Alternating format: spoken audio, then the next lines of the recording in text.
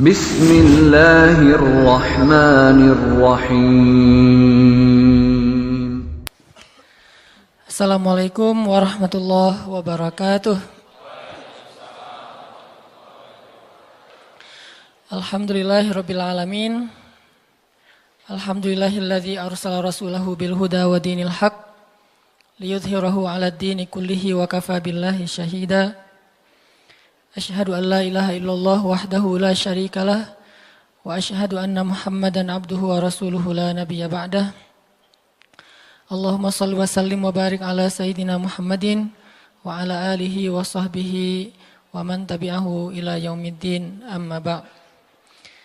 Teman-teman yang dirahmati Allah Subhanahu wa taala, puji syukur kepada Allah yang pada kesempatan ini Allah ngasih lagi kita kesempatan buat belajar, buat i'tikaf di masjid, buat talabul ilmi, menuntut ilmu, yang mudah-mudahan apa yang kita dengar pada malam ini bisa menambah iman kita kepada Allah Subhanahu wa taala. Karena seperti yang pernah saya sampaikan dulu tuh, mencari ilmu dalam Islam intinya adalah mengasah rasa, bukan menambah wawasan. Menambah wawasan itu kebaikan, tapi bukan inti dari ilmu. Inti dari ilmu itu adalah mengasah rasa di dalam hati. Yang kalau dalam bahasa Islam disebut dengan, dalam bahasa agama disebut dengan iman. Sehingga bisa jadi seseorang tahu Al-Quran cuma satu ayat, tapi kalau dengan ayat itu dia bertambah dekat sama Allah, bertambah yakin, bertambah banyak amal solehnya, berarti dia adalah orang yang mendapatkan ilmu. Sebaliknya ada orang yang menghafal banyak ayat, mengetahui banyak hadis, atau dia punya gelar-gelar akademik di bidang agama, cuman gak nambah iman ke Allah, gak nambah takut kepada Allah, gak nambah dekat sama Allah, berarti dia cuman mendapatkan wawasan, bukan ilmu. Sehingga inti dari ilmu itu adalah mengasah rasa. Dan dalam Islam, tempatnya ilmu itu bukan di fikiran, tempatnya ilmu itu di hati. Sehingga yang disebut dengan fikih atau faqih, orang yang mengerti, kata ulama, al-fiqhu fiqhul qulub. Mengerti itu tempatnya di dalam hati. Apakah kamu sudah mengerti? Kalau kita katakan sudah, itu artinya kita udah ngerasain di hati. Bukan sudah mengerti dalam arti kita udah hafal, udah paham, udah ingat, udah tahu. Bukan itu yang dimaksud dengan sudah mengerti dalam kalimat fikih. Tetapi yang dimaksud dengan kalimat mengerti sudah bertambah yakin di dalam hati. Sehingga kalau misalnya kita dengar satu nasihat, satu ilmu, satu tausiah, gak nambah yakin dalam hati, berarti kita baru dapat wawasan. Makanya mudah-mudahan majelis-majelis kayak gini nih bisa benar-benar mencas iman kita. Yazid bisa nambah keyakinan kita kepada Allah Subhanahu wa taala. Walaupun teorinya mungkin gak terlalu rumit. Ada mungkin pembahasan tentang akidah mengenal Allah dengan teori yang rumit. Dibagi-bagi. Misalnya akidah itu terbagi kepada 4 bagian. Ada istilah rububiyah, ada istilah uluhiyah, ada istilah asma, ada istilah sifat. Ini teori akidah. Tapi setelah membahas semua teori akidah ini, terus dia nggak makin yakin sama Allah, kalau ada masalah diserahin sama Allah, berarti dia baru dapat wawasan, belum dapat ilmu. Ada orang yang nggak ngerti istilah rububiyah, nggak ngerti istilah uluhiyah, asma, sifat, dan seterusnya. Tapi kalau lagi ada masalah dia bilang, tenang aja ada Allah, dia dapat ilmu. Jadi kita jangan terlalu rumit dengan istilah, tapi berusaha untuk merasakan semua kebaikan-kebaikan dalam ilmu itu di dalam hati kita. Lagian kan kita nggak pengen belajar untuk dapat gelar akademis sebagai seorang LC, MA, doktor ya. Kan kita belajar pengen memperbaiki diri, sederhana. Dan kita juga tidak belajar agama untuk menjudge orang lain. Untuk menghakimi orang lain, untuk jadi bahan debat di sosial media. Kita belajar murni untuk memperbaiki diri karena kita sadar bahwa diri kita belum sempurna. Mudah-mudahan malam ini kita dapat apa yang kita cari.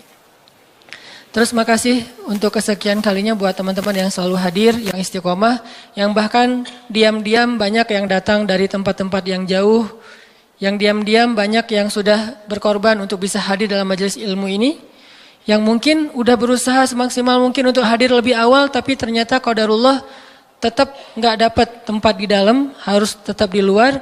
Maka mudah-mudahan Allah Maha tahu apa yang sudah teman-teman perjuangkan.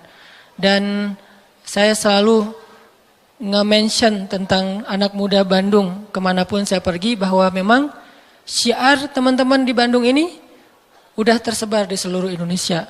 Bahkan mudah-mudahan udah tersebar di luar Indonesia, bahwa semangat hijrah anak-anak muda Bandung ditiru oleh anak-anak muda di tempat-tempat yang lain insya Allah.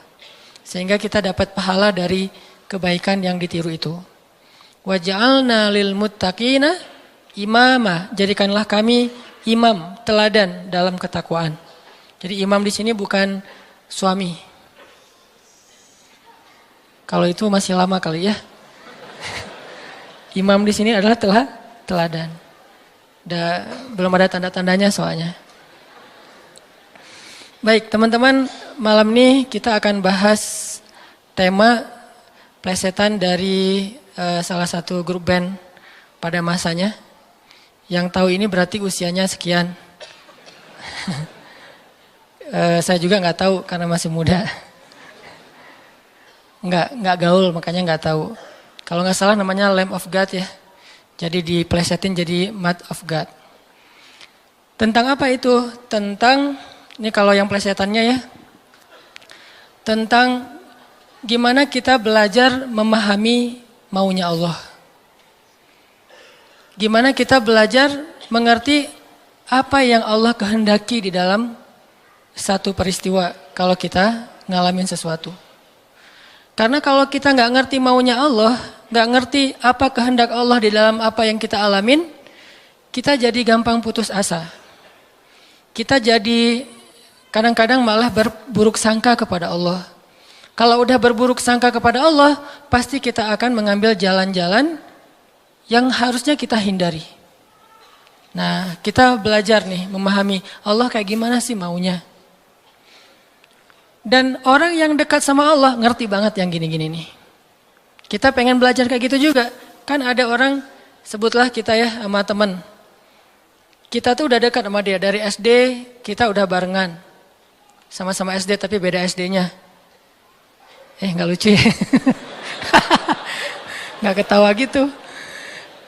Dari SD udah barengan, SMP barengan, SMA barengan, kuliah barengan, nikah sendiri-sendiri.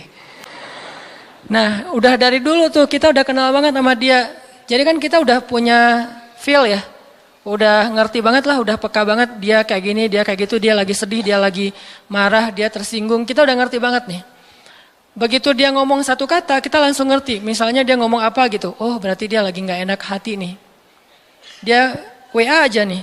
Di WA kalau dia bilang aku berarti lagi santai. Kalau dia bilang saya berarti dia lagi kayak ada masalah nih sama kita. Ya udah nanti saya tunggu di mana gitu. Oh, kayaknya ada salah nih. Jadi kita peka karena kita ngerti dia.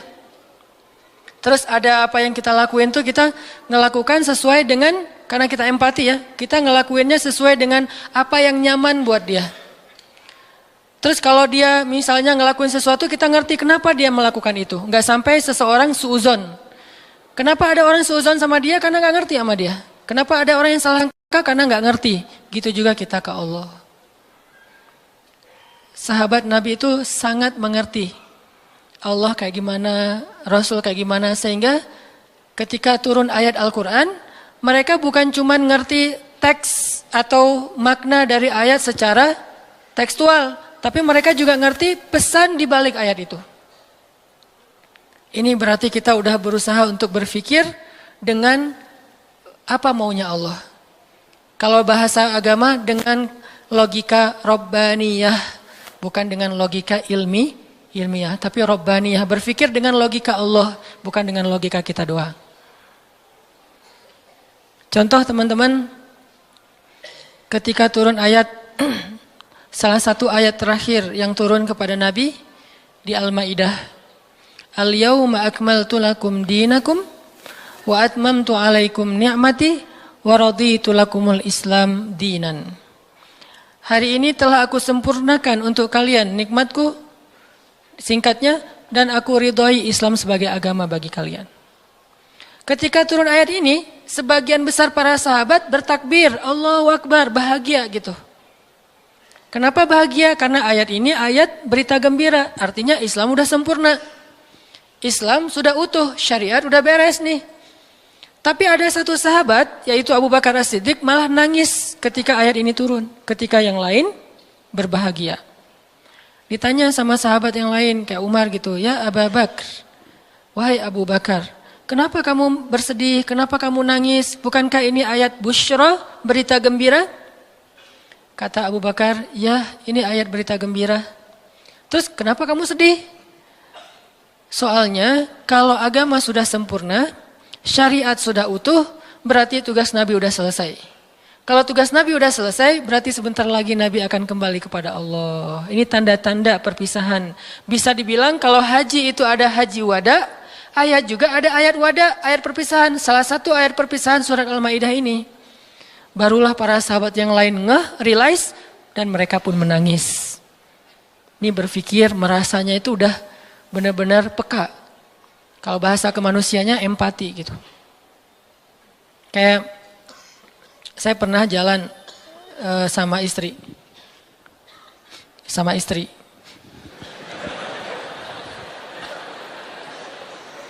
Soalnya nggak mau saya jalan sendiri. Pasti jalan sama istri. Terus diajak sama temen makan seafood, ikan panggang. Istri saya tuh udah tahu kalau saya nggak biasa dan nggak masuk nih kalau makan ikan panggang. Paling mentoknya ikan goreng atau ikan di asam pedas gitu ya, garang asam. Tapi kalau yang panggang nggak masuk. Diajak sama teman saya, Ustadz ada ikan panggang enak banget nih, seafood. Benar-benar makannya di samping laut. Saya kan nggak enak nolak undangan ya. Oh ya boleh. Istri saya langsung lirik-lirik. Dan dia nanya, ada yang digoreng nggak? Kenapa dia bisa langsung ngomong gitu? Kan tahu kan jawabannya? Nah, ada nggak yang ngerasain kita kayak gitu kalau lagi jalan? Belum ya? Duh, maaf ya salah ngomong.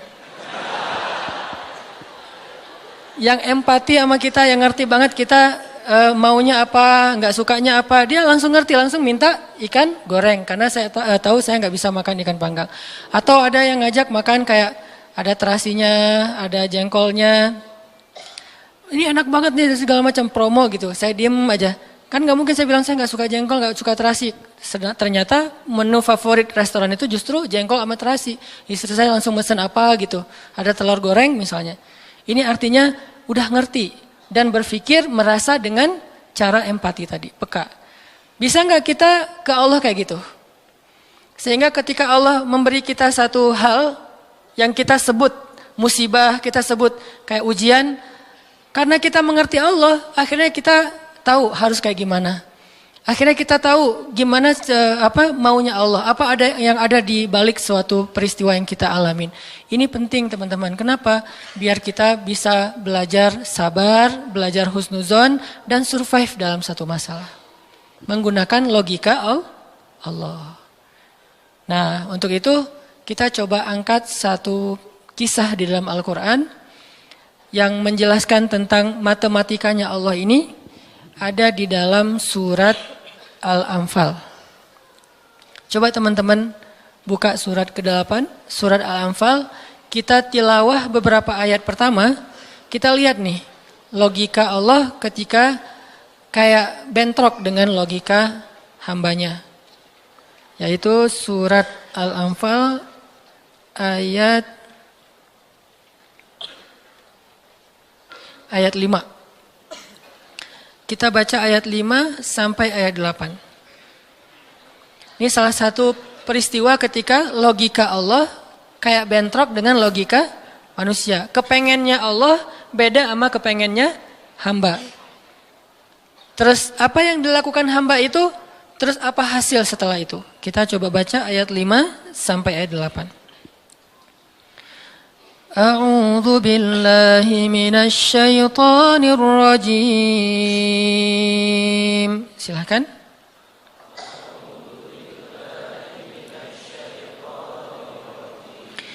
Bismillahirrahmanirrahim.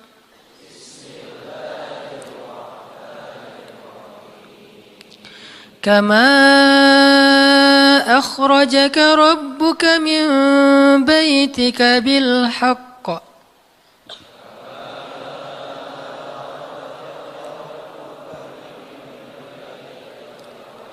wa inna fariqam minal mu'minina lakarihun.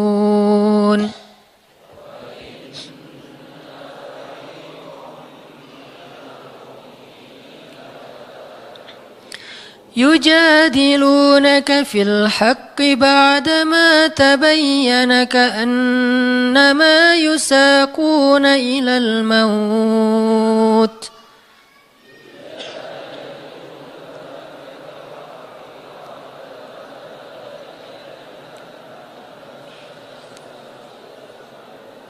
كأنما يساقون إلى الموت وهم ينظرون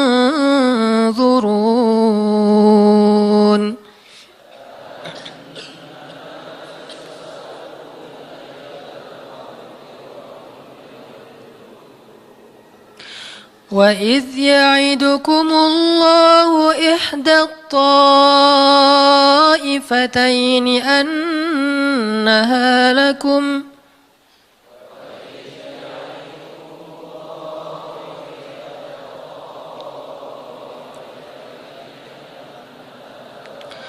وتودون أن غير ذات الشوكة تكون لكم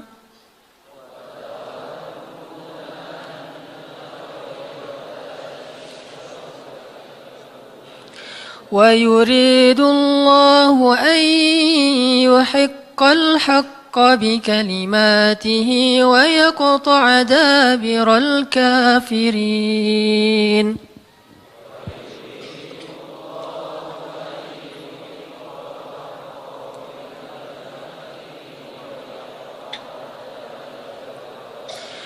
ليحق الحق ويبطل الباطل ولو كره المجرمون.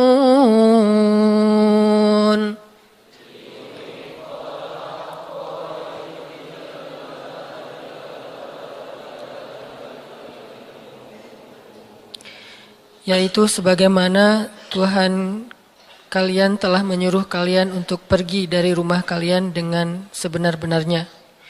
Meskipun sesungguhnya sebagian dari orang-orang yang beriman itu tidak menyukainya. Mereka membantahmu wahai Muhammad tentang kebenaran setelah nyata bahwa mereka pasti akan menang. Seakan-akan mereka dihalau kepada kematian sedang mereka melihat sebab-sebab kematian itu.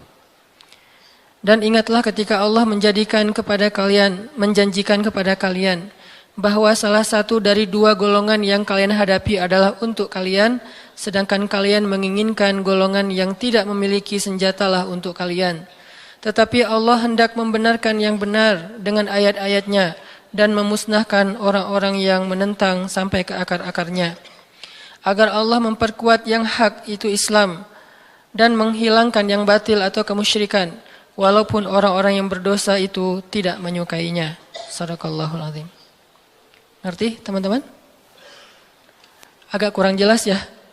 Kenapa kurang jelas? Karena kita mungkin sebagian belum membaca kisah yang ada di dalam ayat ini. Salah satu tips paling gampang kalau kita pengen ngerti ayat Al-Quran, baca dulu sejarah yang berkaitan dengan ayat itu. Kalau dalam ilmu tafsir itu disebut dengan asbabun nuzul. Peristiwa-peristiwa yang menyebabkan turunnya ayat tersebut. Contohnya surat Al-Anfal. Kalau teman-teman pengen ngerti surat Al-Anfal, coba sebelum baca surat Al-Anfal, baca dulu peristiwa Perang Badar secara lengkap. Nanti di buku sejarah tuh ada perang Badar, cari yang paling tebal biar nanti pas kita baca detail, banyak hal-hal kecil yang kita jadi ketahuan. Baca peristiwa perang Badar, setelah berkali-kali baca udah ngerti banget, kayak nonton film berkali-kali sampai hafal. Setelah itu coba baca surat Al-Anfal. Pasti beda. Seolah-olah kita ngalamin ketika ayat itu turun. Itulah bedanya sahabat sama kita. Mereka lebih mengerti Al-Quran karena mereka ngalamin. Nah kita kan cuma membaca teks sejarah, tidak mengalami. Tapi kalau kita baca sejarah berkali-kali lalu baca Al-Anfal, itu akan lebih berasa. Itu yang saya alami. Nah termasuk ayat yang tadi kita baca. Apa sih yang terjadi sampai turun ayat kayak gini? Yang terjadi dulu di tahun kedua setelah Nabi hijrah ke Madinah, orang-orang Mekah yang dipimpin oleh Abu Sufyan mau berdagang ke Syam. Apa yang mereka bawa dalam karavan dagang? Harta-harta orang Islam yang dirampas ketika orang Islam hijrah ke Madinah. Jadi kayak misalnya Abu Bakar hijrah ke Madinah, harta Abu Bakar yang ditinggalin di Mekah itu dirampas sama Abu Sufyan. Terus ada Suhaib bin Amr Ar-Rumi hijrah ke Madinah. Semua harta yang ditinggalkan di Mekah, pasarnya, ladangnya, ternak-ternaknya diambil oleh Abu Sufyan lalu didagangkan ke Syam. Nah setelah 2 tahun kaum muslimin berada di Madinah, dapat kabar nih kalau Abu Sufyan dan karavan dagangnya baru pulang dari Syam membawa keuntungan hasil dagang harta kaum muslimin yang dirampas di Mekah. Berarti yang dibawa oleh Abu Sufyan harta siapa? Harta kaum muslimin ya, harta sahabat. Sehingga Nabi mengatakan, mari kita cegat Abu Sufyan yang ngelewatin jalur dekat kota Madinah. Karena memang itu jalur lintas antar negara. Mari kita cegat Abu Sufyan dan kita ambil kembali hak kita. Itu tawaran Nabi kepada orang-orang Muhajirin. Makanya bisa dibilang perang Badar ini perang khusus buat orang Muhajirin. Orang Ansor gak boleh ikut. Karena awalnya juga pengen ngambil harta orang Muhajirin. Itu skenario awal. Mencegat karavan dagang untuk mengambil kembali hak mereka. Yang namanya karavan dagang kan gak banyak pengawal. Beda dengan pasukan perang.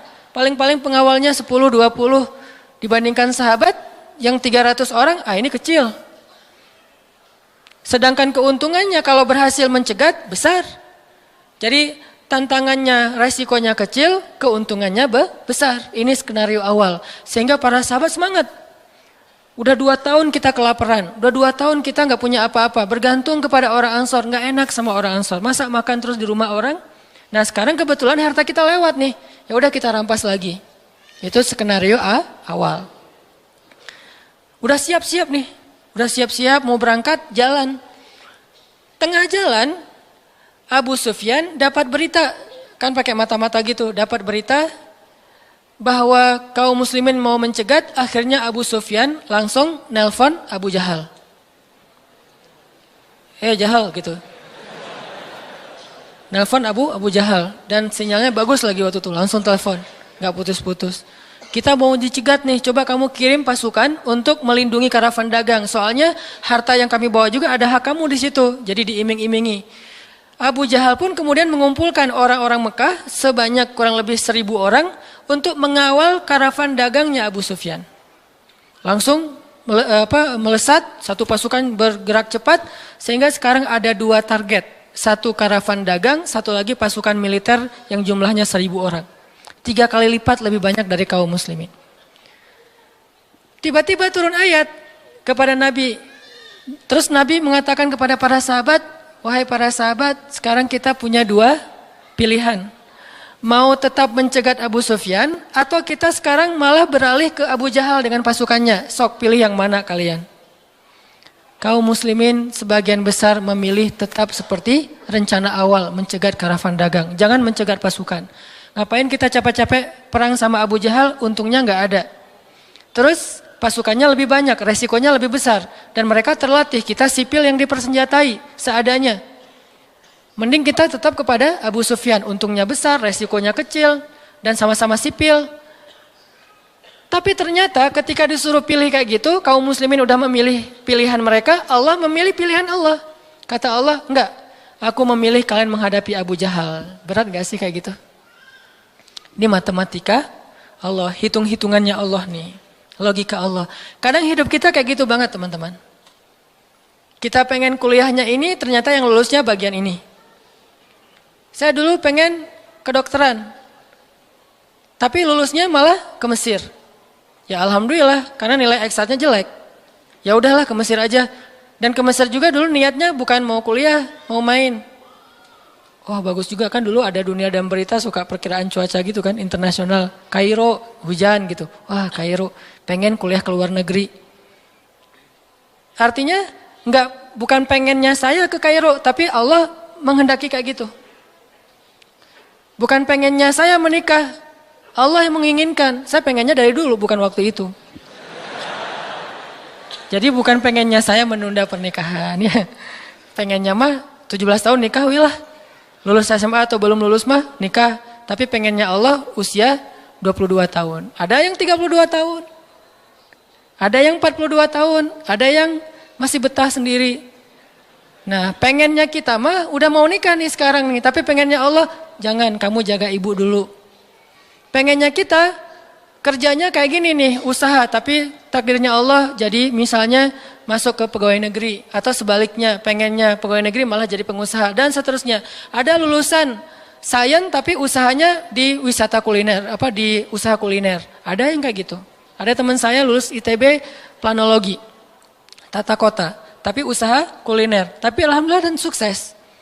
Jadi kadang-kadang kepengennya kita sama Allah itu suka bentrok.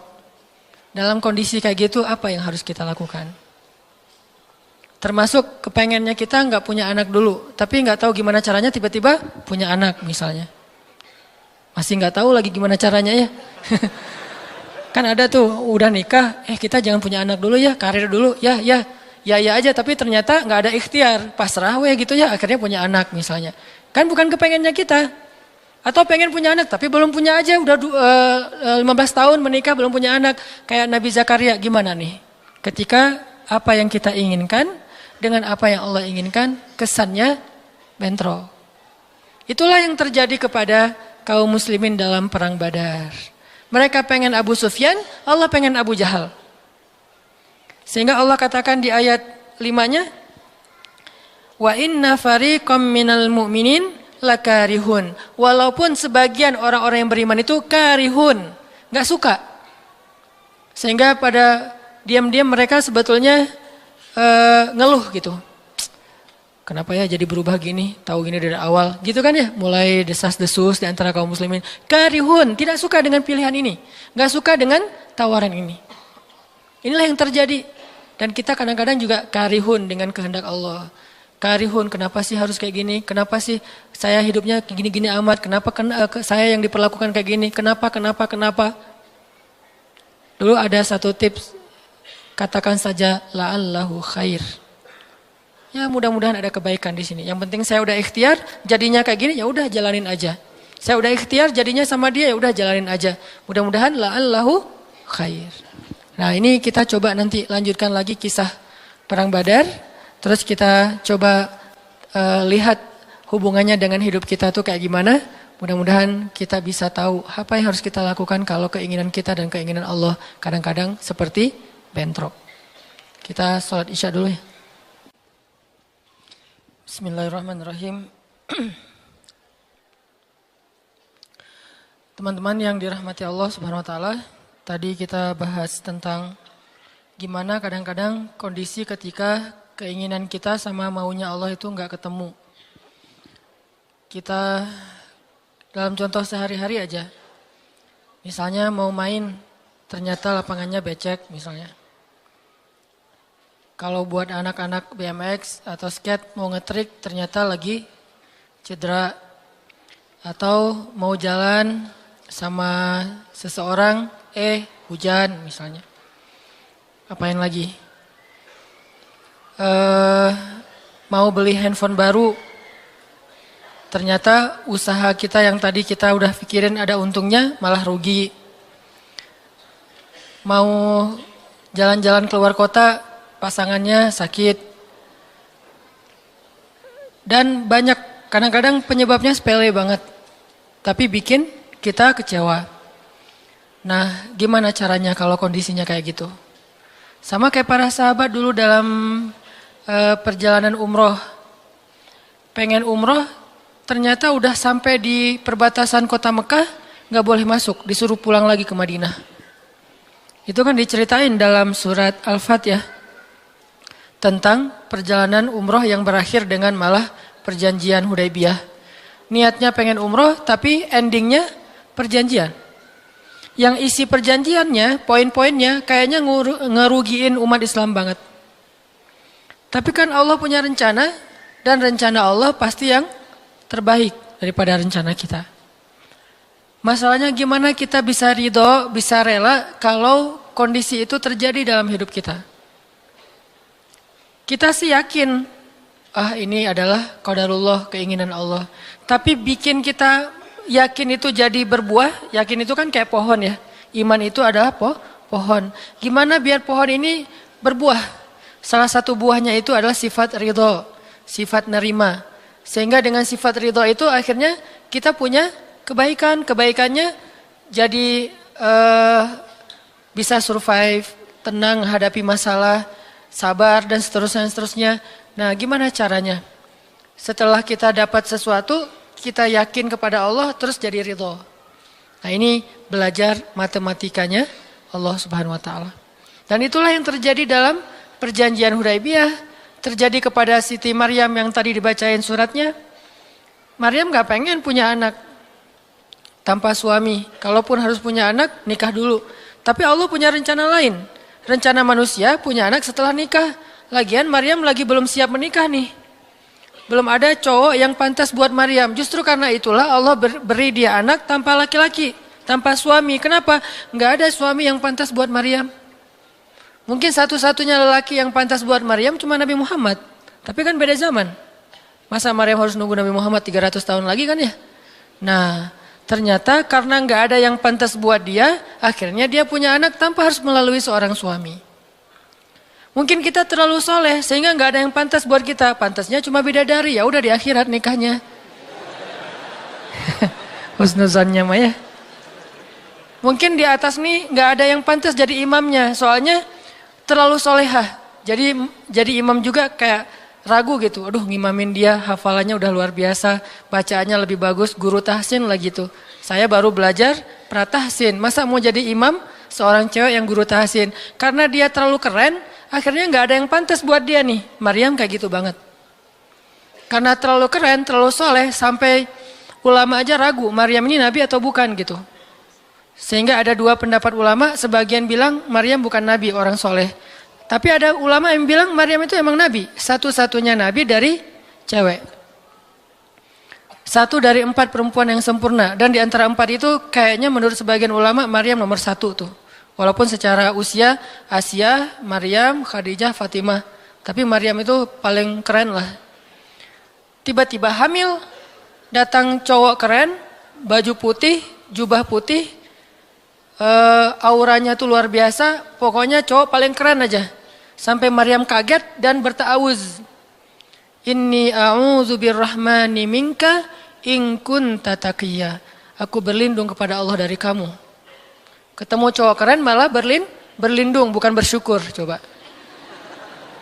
Duh, keren banget ya. Astagfirullah, auzubillah, gitu kan ya. Nih Maryam nih.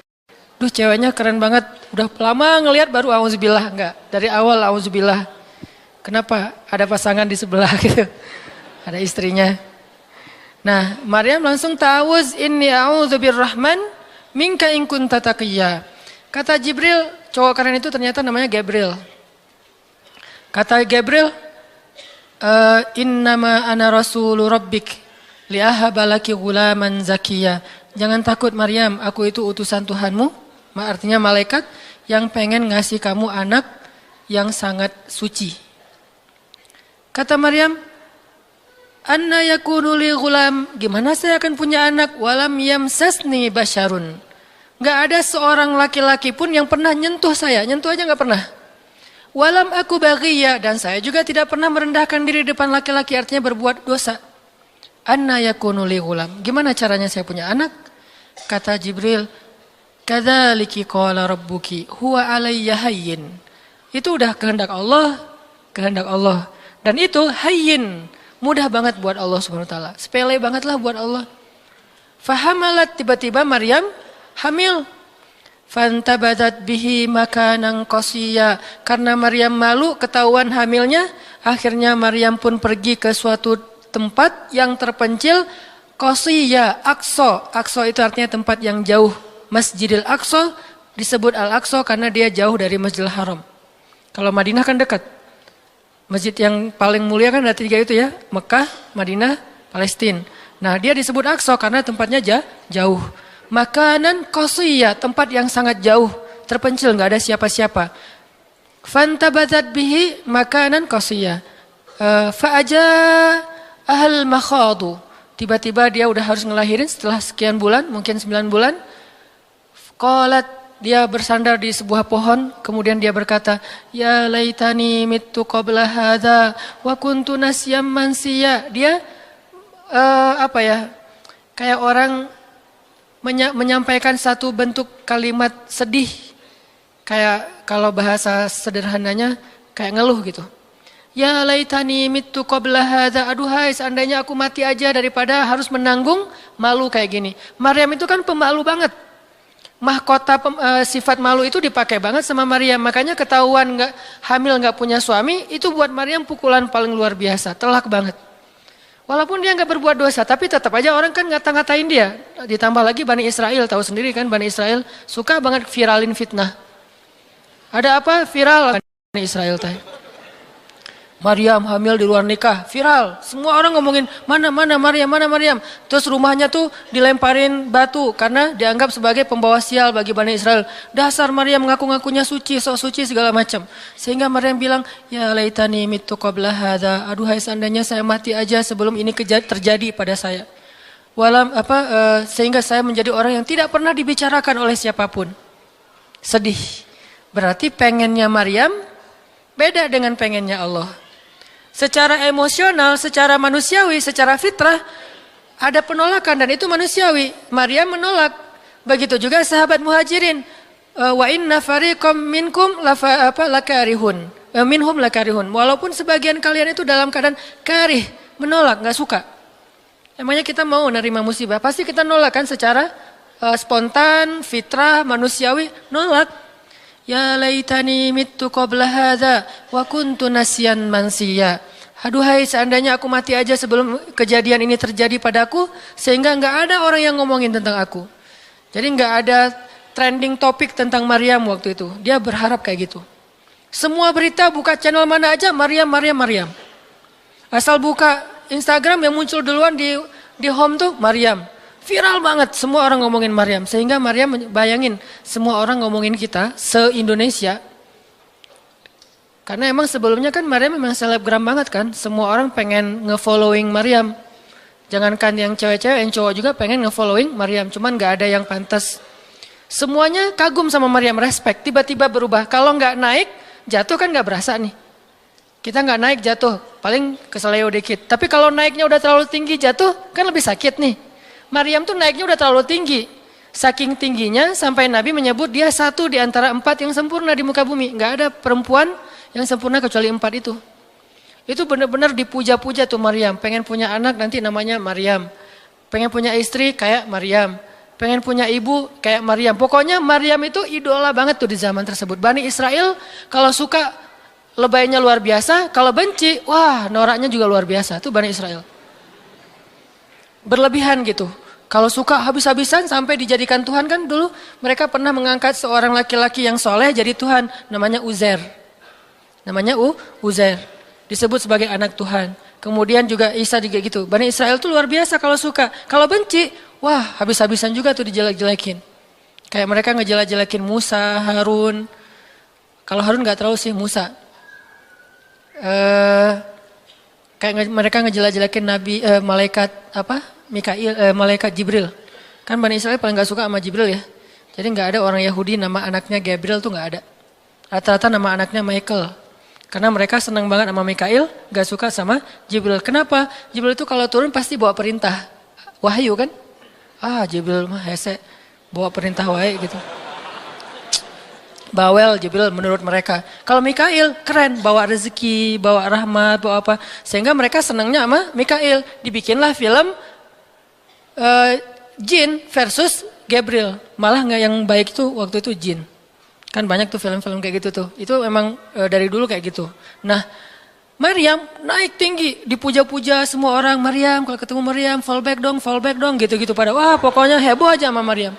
Tiba-tiba ada kasus, Maryam kan jatuhnya dalam banget sehingga Maryam tuh nggak siap perasaannya. Bukan karena dia sombong dan senang dipuja, tapi memang dia orang yang selama ini nggak melakukan kesalahan apapun, tiba-tiba dihadapkan dengan tuduhan yang sangat-sangat menyedihkan. Mirip dengan yang dialamin oleh Aisyah dituduh selingkuh. Orang sekelas Aisyah dituduh selingkuh kan berat banget. Kita aja dituduh macam-macam udah wah sedih kan, apalagi Aisyah. Sekelas Aisyah yang terjaga dituduh selingkuh. Maryam terjaga dituduh selingkuh. Ternyata diam-diam Maryam banyak banget ada versi gosip dia melakukannya dengan rahib. Ada gosip melakukannya sesama murid di Al-Aqsa. Ada gosip melakukan dengan Zakaria. Banyak gosip. Berat banget buat Maryam. Sehingga Maryam mengatakan, ya laitani mittu qabla hadha wa kuntu nasyan mansiya. Aduhai seandainya aku mati aja. Aduhai seandainya dulu aku gak bikin akun Instagram. Pasti gak akan jadi apa-apa gitu. Nyesel udah punya akun. Udah gitu banyak lagi yang ngomongin. Akhirnya turun ayat. Turun lagi Jibril. Turun malaikat. Fanadaha min tahtiha alla tahzani. Qad ja'ala rabbuki tahtaki sariyya. Dipanggillah Maryam oleh malaikat itu. Ya Maryam, la tahzani. Kalau Abu Bakar, la tahzan. Kalau Maryam, la tahzani. Dua orang yang disebutkan kalimat la tahzan di dalam Al-Quran. La tahzan, innallaha ma'ana. Siapa? Abu Bakar. Kalau Maryam, la tahzani. Qad ja'ala rabbuki tahtaki sariyya. Jangan sedih wahai Maryam, gak usah khawatir. Allah udah memunculkan mata air di bawah kakimu. Artinya, Allah yang akan merawat kamu. Allah yang akan ngebelain kamu. Allah yang akan deketin kamu. Allah bersama kamu, wahai Maryam. Apa pelajarannya di sini, teman-teman? Ketika Allah menggunakan logikanya yang kita tidak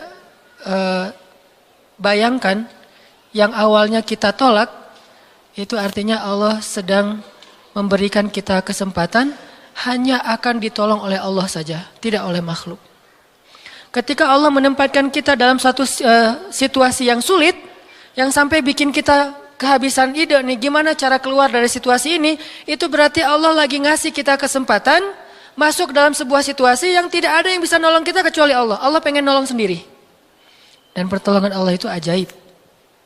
Tapi kalau Allah tempatkan kita dalam sebuah situasi yang kita masih berpikir dan menemukan beberapa jalan walaupun belum pasti bisa, berarti kita masih diberikan kesempatan yang nolong kita itu makhluk. Oh minta tolong ke si fulan, minta tolong ke si fulan. Tapi begitu kita mentok, kenapa ya kok berat banget nih masalah saya? Berarti Allah lagi menempatkan kita di sebuah situasi yang Allah sendiri yang akan menolong kita. Itulah perang Badar, itulah perang Ahzab, itulah Hudaybiyah, itulah Maryam, itulah banyak kisah kayak gitu. Situasi yang kayak udah mentok banget, yang gak pernah kita bayangkan, yang kita awalnya pasti nolak secara spontan, berarti Allah lagi nempatin kita di sebuah situasi yang Allah pengen men-treat kita langsung sendiri, gak mau pakai yang lain.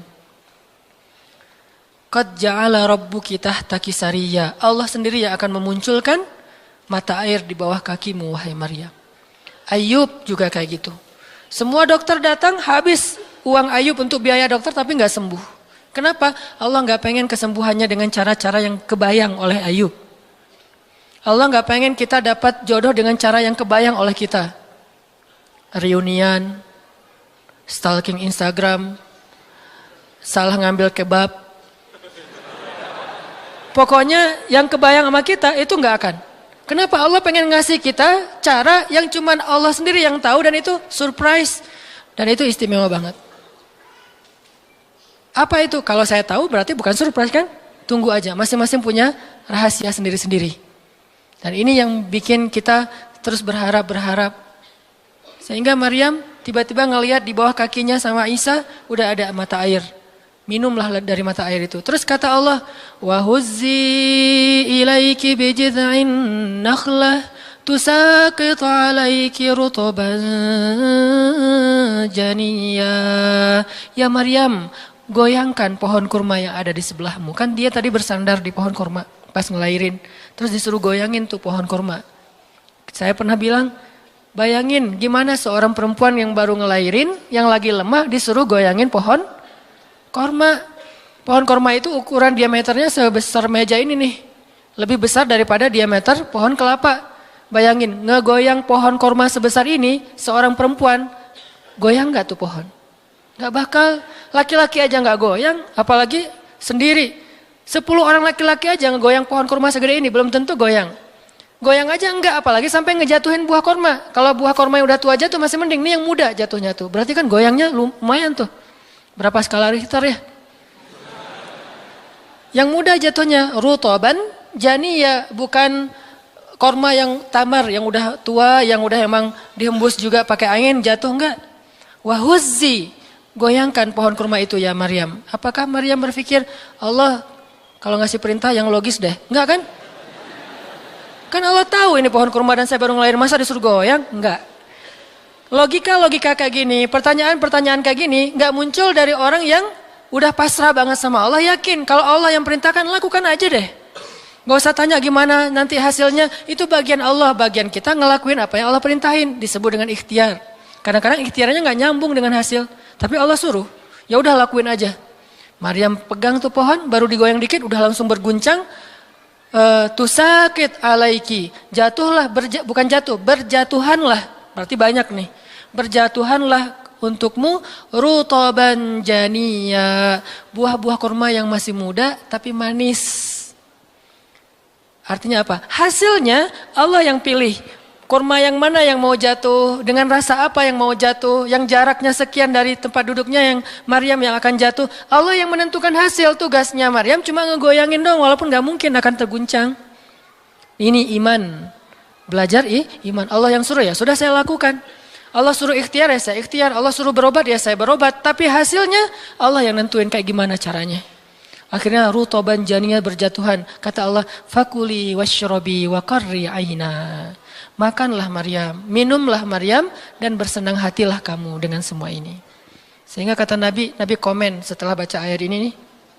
Nabi komen. Komen Nabi apa? Korma dan manusia itu ada hubungan sejarah. Diciptakan dari jenis tanah yang sama. Jadi pohon-pohon lain itu jenis tanahnya beda. Cuman satu yang mirip dengan manusia, jenis tanahnya korma. Sehingga salah satu yang cepat merecovery seorang perempuan yang baru ngelahirin adalah makan rutoban janiyya, korma yang yang muda tapi manis. Jangan dikasih ke bayinya ya, keselak, bahaya. Kasih ke ibunya. Kalau ke bayinya tamar, korma yang udah tua, terus dikunyah sama bapaknya dengan syarat bapaknya udah gosok gigi. Jangan habis makan bala-bala, cengek, makan kurma kasih ke bayi. Kasih ke bayi yang tua, kasih ke ibunya yang muda, dan itu cepat merecovery seorang perempuan. Kata Nabi di situ ada obat dari penyakit. Intinya teman-teman, kayak gitu ternyata cara Allah. Ini logika Allah nih. Sehingga ketika kaum muslimin balik lagi ke surat Al-Anfal, dihadapkan dengan satu pilihan yang mereka nggak pernah ngebayangin dan secara spontan karihun, menolak. Maka Allah Subhanahu wa taala menyampaikan kenapa Allah memilih itu. Karena kata Allah, tujuan dalam pencegatan ini bukanlah mengambil harta, tetapi untuk menunjukkan mana yang benar, mana yang batil. Ya sudahlah, daripada menentang Allah, sami'na wa ata'na, ikut. Walaupun sebetulnya hatinya masih karihun, gak rela gitu. Ikutlah pilihan Allah dan Rasul.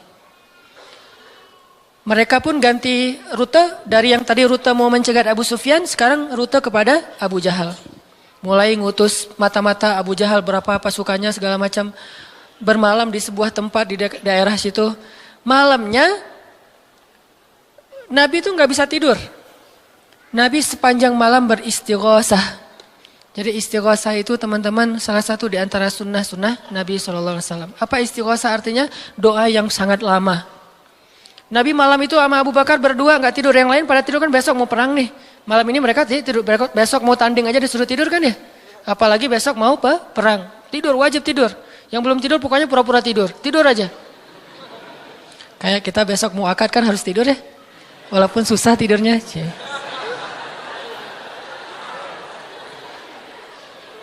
Pokoknya kalau mau akad nggak bisa tidur teman-teman. Ngapain? Ngafal aja. Saya terima kok. Nanti takut salah saya tolak kan bahaya. Udah diizinin sama calon mertua masih ditolak. Nah malamnya pada tidur kecuali 2 orang. Rasul sama Abu Bakar. Selalu berdua orang ini nih pokoknya soulmate banget. Direkam soulmate-nya di Al-Quran. Rasul beristighosah doa yang sangat khusyuk. Berharap banget, panjang lagi doanya sepanjang malam. Sampai Nabi mengangkat kedua tangannya itu nggak gini, tapi gini. Pernah nggak doa kayak gini? Nah makanya masih sendiri ya. Coba istighosah, ya Allah. Langsung tuh. Jadi kalau doa jangan gini doang. Apalagi gini, santai. Sesekali doa, Allah. Ternyata belum, naik lagi sampai mungkin. Dan itu ada sunnahnya, Nabi berdoa dengan, kan Nabi berdoa kadang mengangkat tangan, kadang tidak mengangkat tangan, kayak doa sehari-hari misalnya angkat tangan kan ya. Kayak mau makan misalnya, Bismillahirrahmanirrahim amutu wa ahya, Allahumma barik lana gitu ya, kan nggak harus ngangkat tangan. Sarewai ini. Nah, udah kadang Nabi doanya gini, nelunjuk. Bukan perintah Allah, ya Allah kasih lo ya, enggak. Nelunjuk dengan filosofi Arab sama filosofi Indonesia beda. Makanya jangan menerjemahkan teks Arab dengan konteks kita, dengan persepsi kita. Terjemahkan dengan persepsi bahasa sendiri. Apa sih maksudnya? Gitulah. Jadi di Arab tuh kalau gini bukan merintah. Gini tuh artinya cuma engkau yang saya harapin ya Allah gitu maksudnya. Jadi kalau ya Allah itu maksudnya engkau doang yang saya harapin, iya karena budua iya karena selain gitu. Bukan ya Allah pokoknya harus ya bukan. Kalau kita pakai dengan logika kita kan, kok doa sih nggak sopan sama Allah kayak gitu-gitu amat. Kalau ke manusia mungkin gitu agak kurang sopan. Kalau ke Allah sopan. Bisa gini, bisa biasa aja, bisa gini. Gini juga ada beberapa level. Ada yang gini sampai ke paling atas. Biasanya yang paling atas tuh bab jodoh sih. Kalau bab kuliah masih gini, kerja, giliran jodoh paling tinggi. Apalagi kalau udah jodohnya balikan sama mantan tuh kayaknya naik kursi. Lebih tinggi lagi. Jadi malam itu Nabi beristighosah sampai syal beliau jatuh, nangis, janggut beliau basah dengan air mata, nangis panjang malam, ya Allah jika besok kami kalah perang, terbunuh semua, mungkin di muka bumi ini nggak akan ada lagi orang yang menyebut la ilaha illallah. Abu Bakar ngambil rida syalnya Rasul ditaruh lagi. Cukup bagimu ya Rasulullah, cukup ya Rasulullah. Allah udah mendengar. Abu Bakar menenangkan Rasul, tapi Rasulullah terus saja gitu. Kayak kita lagi doa kata teman, udah Allah udah dengar. Taruh dulu. Kalau kita mah gitu ya. Nah, tapi jangan dibayangin gitu. Rasulullah pasti khusyuk banget, nggak kayak kita. Udah selesai berdoa, pagi-pagi sahabat riuh. Innalillah gitu. Kalau kita kan innalillah pasti ada yang meninggal ya. Siapa yang meninggal? Enggak, innalillah itu musibah, enggak harus selalu orang meninggal. Ya Rasulullah maafkan kami. Kenapa? Ternyata sebagian para sahabat malam itu digoda oleh syaitan sehingga semua pada mimpi basah, maaf. Tapi kayak gitu emang sejarahnya. Bukan semua, sebagian besarnya mimpi basah. Sehingga pas bangun mereka dalam keadaan junub, kotor, tidak suci, tapi enggak ada air. Untuk wudhu aja kurang, apalagi untuk mandi. Dan mandi junub kan harus semuanya. Sedangkan besok mereka mau berperang melawan musuh dalam keadaan tidak suci. Ini kayak pertanda buruk gitu. Dan mereka merasa mentalnya makin drop. Tiba-tiba Allah beri ketenangan buat mereka. Turun air hujan. Malam itu hujan turun. Hujannya hujan lokal lagi. Camp kaum muslimin hujan. Camp orang kafir enggak? Hujan. Nyebrang-nyebrang. Hujan enggak. Yang namanya di Indonesia gitu. Di camp kaum muslimin hujan, di campnya orang kafir enggak hujan. Akhirnya pada mandi, alhamdulillah, Allahu Akbar. Itu nanti ada ayatnya setelah itu, coba nanti baca lagi halaman kedua. Ketika ada adegan hujan segala macam, itu ceritanya kayak gitu. Akhirnya makin mantap, alhamdulillah bisa mandi, wudhu, minum. Baru mereka yakin bahwa ini adalah benar-benar perintah Allah. Nah hidup kita tuh kalau kita ngejalanin hal-hal kayak gini, kita bakalan kayak lagi jalan bareng Allah. Sehingga nanti kita akan banyak ngelihat keajaiban-keajaiban Allah. Kalau kita nggak pernah masuk dalam situasi ini, kita tuh kenal Allah cuma dari kata orang, nggak pernah jalan bareng.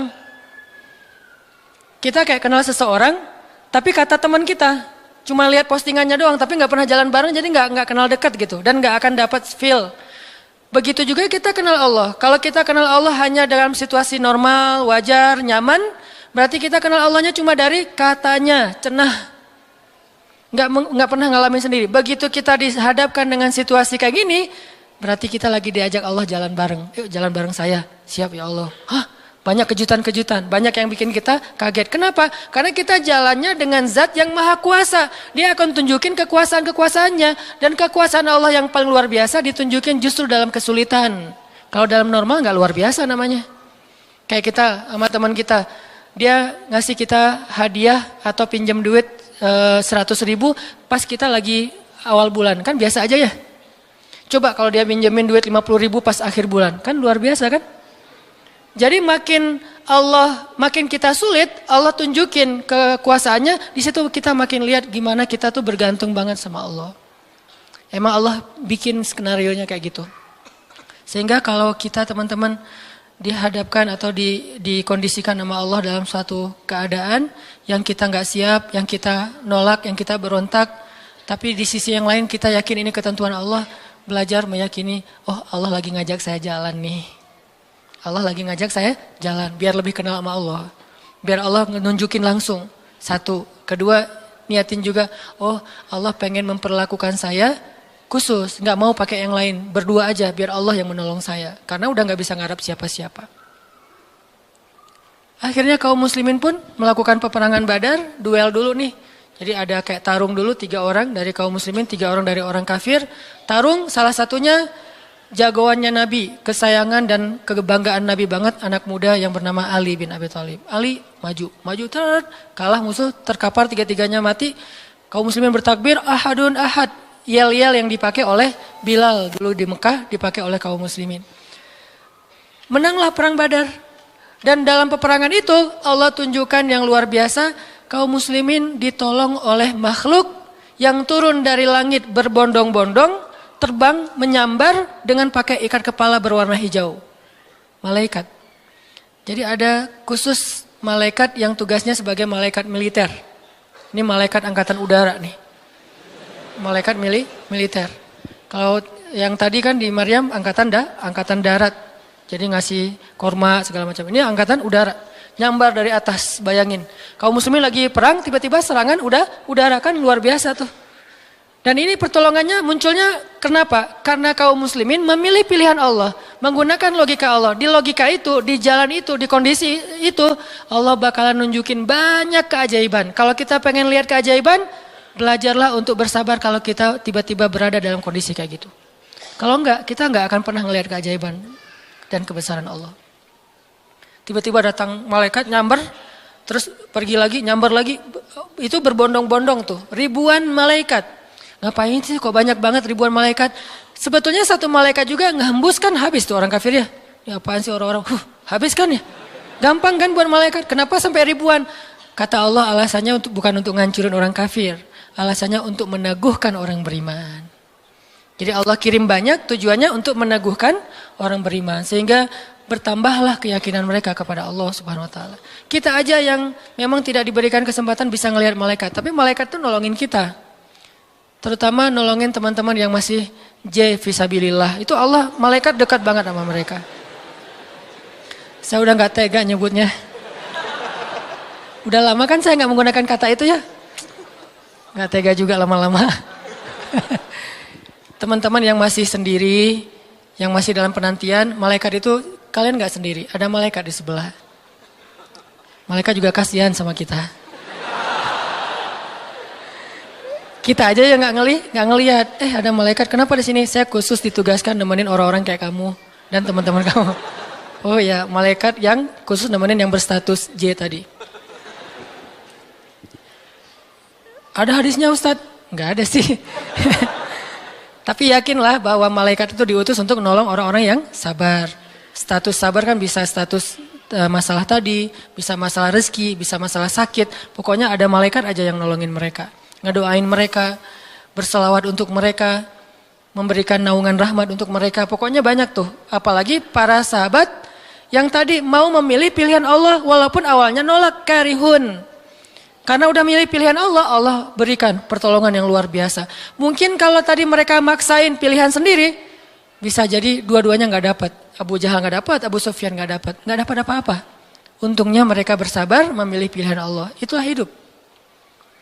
Makanya teman-teman, kalau pas kita dapat satu musibah atau satu masalah, satu ujian, kehilangan sesuatu, itu berarti kita dikasih kesempatan untuk ngedapetin sesuatu yang lebih baik. Gimana caranya? Berhusnuzon kepada Allah. Karena kata Allah, Ana inda dhanni abdi bi. Aku tergantung prasangka hambaku kepadaku. Berarti kalau kita misalnya lagi dapat masalah, terus kita berhusnuzon, oh Allah pengen ngasih yang lebih baik. Itu Allah berarti kayak gitu. Kan kesempatan kan? Kenapa kita malah gunain kesempatan itu untuk bersuuzon? Kenalah kita dengan apa yang kita persangkakan. Aku tergantung prasangka hambaku kepadaku. Pas ada musibah kehilangan sesuatu, oh mungkin memang Allah pengen ngasih saya yang lebih baik dari ini. Ini kan udah lama saya pakai ini, udah 2 tahun, 3 tahun, pengen diganti sama Allah. Itu gitu banget Allah tuh sama kita. Terus kenapa kita gak mau berprasangka baik kalau kayak gitu? Masalah yakin. Kalau kita malah pas dikasih musibah kehilangan sesuatu bilang, apa lagi maunya Allah, kayaknya Allah gak senang dengan saya taubat nih. Maka Allah juga akan memperlakukan kita kayak kita prasangkain. Makanya kalau kita dapat musibah, ujian, itu berarti kita dikasih kesempatan untuk memikirkan sesuatu yang baik yang akan Allah kabulkan. Kalau nggak dikasih itu, berarti kita nggak dikasih kesempatan memikirkan yang lebih baik. Begitu dikasih, oh saya harus mikirin yang lebih baik nih. Kayak gitu aja terus. Apapun musibahnya. Termasuk yang tadi gagal dalam hubungan, diputusin atau ditolak. Kita mikirin, oh berarti Allah mau ngasih yang lebih baik dari dia. Ternyata tetap ujung-ujungnya dia juga. Kok bisa? Oh berarti dia diperbaiki sama Allah. Dibuat lebih baik, dibuat lebih soleh, lebih pantas, baru bareng dengan kita. Coba kalau nggak dibuat lebih soleh udah langsung jadian. Kan bisa bahaya juga buat kita. Stres juga kan mikirnya ya. Makanya Nabi mengatakan, sebaik-baik perhiasan adalah istri yang soleha. Itu benar-benar menyenangkan hati. Kebahagiaan bagi laki-laki itu adalah memiliki seorang istri yang soleha. Istri yang soleha itu bukan cuman istri yang hafal Qur'annya banyak, yang hafal hadisnya bukan wawasan. Istri yang soleha itu istri yang akhlaknya baik. Yang kalau kita ngelihat dia langsung bahagia. Jadi pulang ke rumah itu gak pernah nyetel TV. Kenapa papa gak pernah lihat TV? Kan lihat mama. Ya. Yang lama nonton TV, pasti ini nggak nyaman ngelihat istrinya nih. Jadi kalau sampai rumah bikin kopi, duduk di tengah ruangan, lihat istri lalu lalang gitu. Pak, TV-nya di situ, ngapain ke sana, kemana mama pergi? Itulah hiburan buat papa. Berat juga Pernah nggak ngomong kayak gitu? Belum. Gimana mau ngomong, nggak ada orangnya ya. Nanti kalau udah ada gitu tuh. Makanya saya jarang nonton TV, sering nonton YouTube soalnya. Nah ini ya teman-teman. Jadi kita berprasangka begitu dikasih musibah, oh berarti Allah pengen ngasih yang lebih baik. Yang terbaik deh yang kita prasangkain. Karena Allah akan kayak gitu banget. Inilah rahasia matematika Allah. Ya Allah berlakukan kepada Ahlu Badar. Ya Allah berlakukan kepada para sahabat yang berjanjian Hudaybiyah, Bai'atul Ridwan. Ya Allah berlakukan kepada Siti Hajar, Maryam, dan banyak lagi kisah-kisah yang benar yang disebutkan di dalam Al-Quran. Mudah-mudahan nambah yakin kita. Kita bukan minta musibah, tapi emang itu fitrah kehidupan manusia. Udah kayak gitu sunatullah. Semua yang hidup pasti dikasih ujian. Jangankan orang biasa, jangankan orang beriman, orang biasa aja dikasih ujian. Apalagi beriman. Beriman itu pasti dikasih ujian sama Allah. Cuman karena ujian itulah Allah memperlakukannya lebih istimewa daripada orang lain. Jadi siapa orang yang paling istimewa di mata Allah? Yang paling banyak diuji. Jadi jangan pede dulu bahwa kita lebih istimewa di mata Allah gara-gara kita ibadahnya lebih bagus dari teman kita. Bisa jadi teman kita nggak tahajud. Bukan berarti nggak perlu tahajud ya, tahajud keren, bagus, luar biasa. Tapi ini kalau kita ke orang lain gitu, misalnya kita udah tahajud, misalnya kita udah taklim, misalnya kita udah tilawah, misalnya kita udah sedekah, misalnya. Terus kita ngerasa kayak lebih baik dari orang lain, jangan. Karena bisa jadi ibadah teman kita, diam doang tuh. Ngapain? Sabar menghadapi ujian, itulah ibadahnya. Bisa jadi orang yang paling mulia di mata Allah itu orang yang sedang sakit di rumah sakit atau di rumahnya yang nggak bisa berobat bertahun-tahun. Pas kita lihat ke dia mah nggak ibadahnya nggak dahsyat kayak kita, nggak pernah ikut talim, tilawahnya sedikit-sedikit, paling juga yang dia hafal aja karena udah nggak bisa baca saking sakitnya. Tapi ibadahnya itu 24 jam sehari lewat apa? Sabar menghadapi ujian sakit. Berarti bisa jadi teman kita yang baru diputusin itu lebih mulia daripada kita yang baru jadian. Jadi jangan ngeledekin ya, jangan suka membuli lah.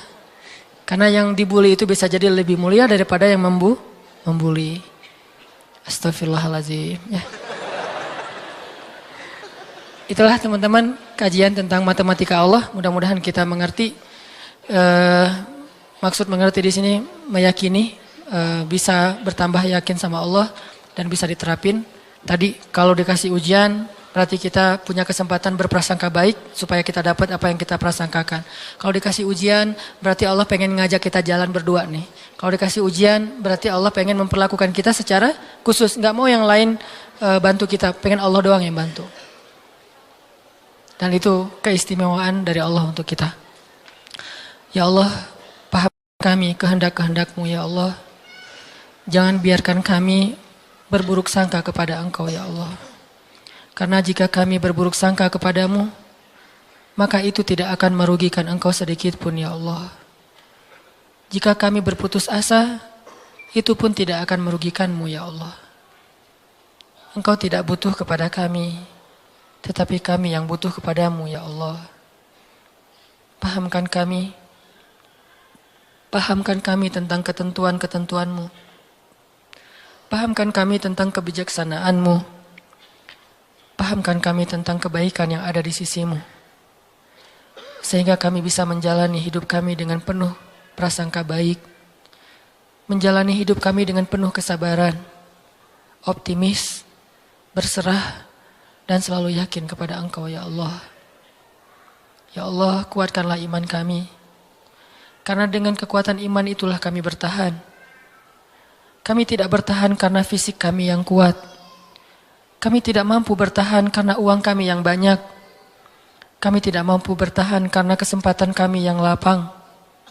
Kami bertahan dalam satu ujian jika iman kami kuat kepada Engkau ya Allah. Kuatkanlah iman kami ya Allah. Terutama ketika kami merasa lemah sendiri dan tidak berdaya. Ketika kami merasa tidak ada yang bisa menolong kami dalam satu masalah selain Engkau ya Allah. Ketika kami merasa ujian yang kami hadapi sudah hampir di batas kemampuan kami ya Allah. Saat itulah dekap kami dengan kasih sayang-Mu ya Allah. Dekap kami dengan kasih sayang-Mu sebagaimana Engkau mendekap Rasulullah SAW. Tolong kami, temani kami sebagaimana Engkau menemani Rasulullah dan Abu Bakar di dalam Gua Sur. Beri kami jalan keluar sebagaimana Engkau memberikan kebaikan kepada Maryam. Jangan biarkan kami berputus asa dan memilih jalan yang tidak Engkau ridhai ya Allah. Kami takut dan kami berlindung kepadamu dari nafsu diri kami sendiri ya Allah. Kami berlindung kepadamu dari kelemahan diri kami sendiri ya Allah. Kelemahan yang membuat kami tidak lagi berharap kebaikan di sisi-Mu. Kelemahan yang dalam diri kami yang membuat kami tidak mau lagi berikhtiar. Kelemahan dalam diri kami yang membuat kami berputus asa. Kami berlindung kepadamu dari kelemahan itu ya Allah. Fahamkan kami. Pegang kami erat ya Allah. Ketika kami akan terjatuh. Justru kami sangat membutuhkan-Mu saat itu ya Allah. Kami sangat membutuhkan-Mu saat itu ya Allah. Janganlah Engkau tinggalkan kami di saat-saat kami paling lemah. Janganlah Engkau tinggalkan kami di saat kami gamang dan bingung. Bukankah Engkau berfirman, Alam yajidka yatiman fa'awa wa wajadaka dhallan ضالا فهدى ووجدك عائلا فأغنى. Engkau yang menemani orang yang merasa yatim sendiri. Engkau yang memberi petunjuk kepada orang yang bingung dan tidak tahu arah. Dan engkaulah yang mencukupkan orang-orang yang kekurangan dan kelaparan. Temani kami ya Allah. Beri kami petunjuk ya Allah. Cukupkanlah kami ya Allah. Kami mohon ya Allah. Genggamlah hati kami ketika kami dalam keadaan rapuh. Ketika kami dalam keadaan galau, ketika kami dalam keadaan lemah. Ilahana, jangan lepaskanlah ikatanmu kepada kami. Jangan lepaskan pandangan kasih sayangmu atas kami. Jangan lepaskan dekapanmu dari kami ya Allah. Janganlah engkau turunkan baroahmu kepada kami, sebagaimana engkau turunkan baroah kepada orang-orang yang engkau murkai. Jangan engkau biarkan hidup kami istidraj kepada kehancuran, sebagaimana engkau pernah mengistidrajkan orang-orang yang engkau benci. Sayangi kami ya Allah. Dekatkan kami kepadamu ya Allah. Itulah yang paling berharga dalam hidup kami ya Allah. Kadang kami bisa menjauh dari seseorang yang kami sayangi. Kadang kami bisa kekurangan dari hal-hal yang kami butuhkan. Kadang kami bisa merasa lemah dan tidak berdaya. Tetapi asalkan engkau ada di sebelah kami, asalkan engkau bersama dengan kami, maka semua itu akan bisa kami lalui ya Allah. Jangan tinggalkan kami sedetik pun dalam hidup kami ya Allah. Jangan tinggalkan kami sedetik pun dalam hidup kami ya Allah. Rabbana, dengarkanlah doa-doa kami ya Allah. Perkenankanlah permohonan-permohonan kami ya Allah. Terimalah amal-amal kami walaupun masih sedikit dan banyak keterbatasan. Dan ampunkan dosa-dosa kami ya Allah. Rabbana atina fid dunya hasanah wa fil akhirati hasanah wa qina adzabannar. Subhanakallahumma wa bihamdika asyhadu an la ilaha illa anta astaghfiruka wa atubu ilaik. Assalamualaikum warahmatullahi wabarakatuh.